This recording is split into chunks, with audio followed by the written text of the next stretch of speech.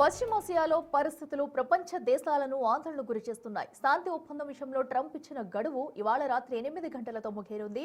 అయితే Trump warning ను light తీసుకున్న ఇరాన్ అమెరికాకు బిగ్ సర్ప్రైజ్ ఇస్తామని అంటుంది. వార్ రూపంలో ఖమేనీ వైట్ హౌస్ నుంచి ట్రంప్ ఇలా ఎవరూ తగ్గకపోవడంతో గడువు ముగిసాక ఏం జరుగుతుందోనన్న ఆందోళనలు వ్యక్తమవుతున్నాయి.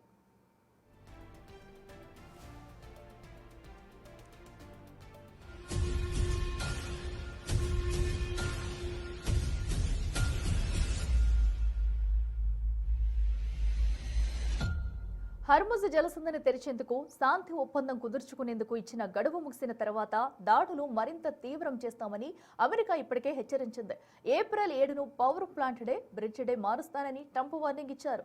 ఇరాన్లోని ప్రతి పవర్ ప్లాంట్, ప్రతి బ్రిడ్జిని నేలమట్టం చేస్తామని చెప్పారు. ఇరాన్ మొండిగా వ్యవహరిస్తే వారి ఆయిల్ రిఫైనరీలను ధ్వంసం చేసుకుంటామని ట్రంప్ ఇప్పటికే స్పష్టం చేశారు. అమెరికా పవర్ గ్రిడ్లు, ప్లాంట్లను లక్ష్యం చేసుకుంటే ఇరాన్ అంధకారంలోకి వెళ్లిపోయే ప్రమాదం ఉంది. మరోవైపు కీలకమైన వంతెనలు, రవాణా మార్గాలు ధ్వంసం చేయడం ద్వారా ఇరాన్ సైనిక కదలికలను స్తంభింపజేయాలని ట్రంప్ భావిస్తున్నారు.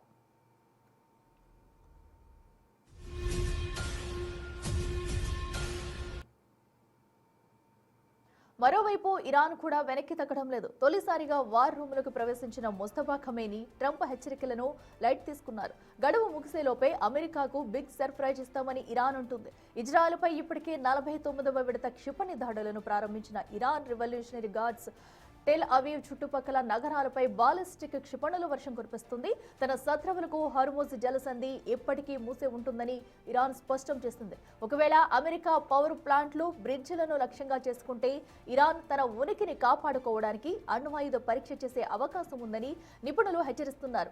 ఒకవేళ ఇరాన్ అణ్వస్త్ర దేశంగా ప్రకటించకుంటే అమెరికా, ఇజ్రాయెల్ నేరుగా ఇరాన్ అణు కేంద్రాలపై భారీ దాడులు చేసే అవకాశం ఉందని, ఇది పరిస్థితిని మరింత ఉద్రిక్తంగా మారుస్తుందన్న అభిప్రాయాలు వ్యక్తమవుతున్నాయి.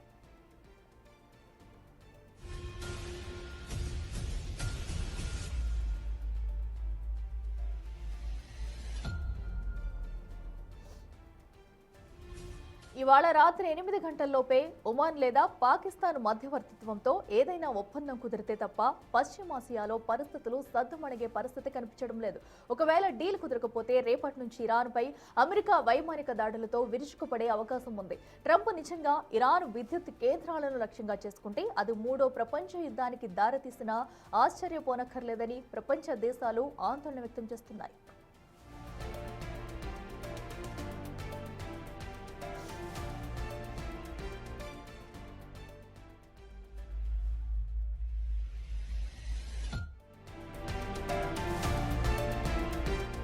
బ్రేకింగ్ న్యూస్, ఇరాన్ కొత్త సుప్రీం లీడర్ ముస్తఫా ఖమేనీ ఎట్టకేలకు బయటకు వచ్చారు. ముస్తఫా చనిపోయి ఉండొచ్చని అమెరికా ప్రెసిడెంట్ డొనాల్డ్ ట్రంప్ అనుమానం వ్యక్తం చేసిన నేపథ్యంలో తొలిసారిగా వార్ రూమ్ లో ప్రత్యక్షమయ్యారు. కమాండర్ ఇన్ చీఫ్ హోదాలో ముస్తఫా సైనిక ఉన్నతాధికారులతో సమావేశం నిర్వహించిన వీడియోను ఇరాన్ రిలీజ్ చేసింది.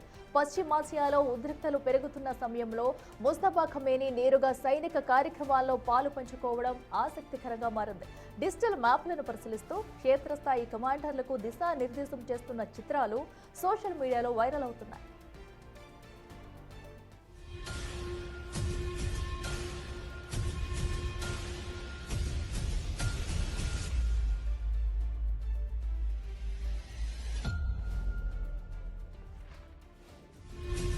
ఇరాన్ రెవల్యూషనరీ గార్డ్స్ ఆర్మీ కమాండర్లతో కలిసి ముస్తఫా మిస్సైల్ వ్యవస్థలు, డ్రోన్ సాంకేతికత, సరిహద్దు భద్రతపై సుదీర్ఘంగా చర్చించినట్లు తెలుస్తుంది.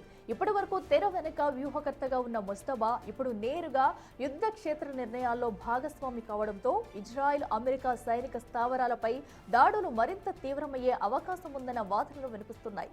దేశ సార్వభౌమత్వాన్ని కాపాడే విషయంలో రాజీ పడే ప్రసక్తే లేదని, శత్రువుల దుశ్చర్యలను తిప్పికొట్టేందుకు సిద్ధంగా ఉండాలని ముస్తఫా పిలుపునిచ్చినట్లు సమాచారం.